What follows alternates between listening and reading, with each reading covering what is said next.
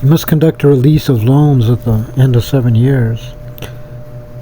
This is the type of release every creditor must relinquish whatever money he lent his fellow. He may not exact repayment from his fellow or his brother, for God has proclaimed a release in honor of God.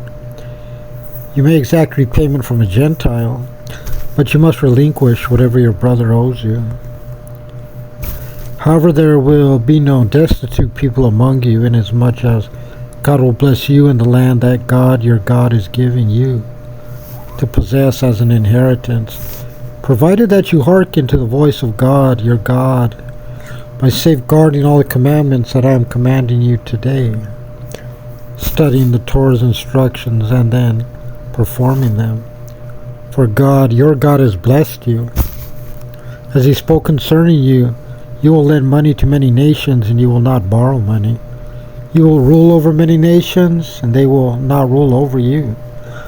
If there will be among you a destitute person among one of your brothers in your locale, in your land that God, your God, is giving you, you must not harden your heart. You must not close your hand to the destitute, your brother.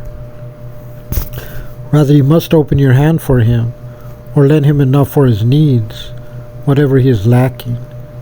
Beware lest there be an unfaithful thought in your heart, saying, the 7th year, the year of release, is approaching, and you begrudge your destitute brother and not give him a loan, for he will cry out to God against you, and it will be accounted as a sin for you.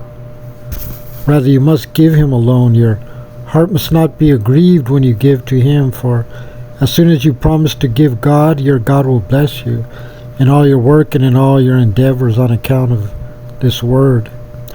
For there will never cease to be destitute people in the land. Therefore I command you, saying, you must open your hand to your brother, whether poor or destitute, in your land. If your brother, a Hebrew man, is indentured to you, or a Hebrew woman, he must serve you 6 years. You must send him forth free from you in the 7th year. When you send him forth free from you, you must not send him forth empty-handed. You must provide him with a gift from your flock, from your threshing floor, or from your vat, with which God, your God, has blessed you. You must recall that you were a slave in Egypt, and that God, your God, redeemed you. Therefore, I am commanding you today this thing. If he says to you, I will not leave you, because he loves you and your household, for it is good for him with you, you must take an awl and put it through his earlobe and into the door, and he will be as a bondman to you until the Jubilee year. You must also do the same for your bondwoman. You should not be troubled when you send him away from you free, because for 6 years he served you twice as much as a hired servant. God, your God, will bless you in all that you do. You must consecrate every firstborn male that is born of your herd or flock to God, your God. You must not work the field with the firstborn of your work bull. You must not share the firstborn of your flock. You must eat it before God, your God, within the place that God will choose, you and your household year by year. If it be blemished, whether it be lame, blind, or suffering from any bad blemish, you must not sacrifice it to God, your God.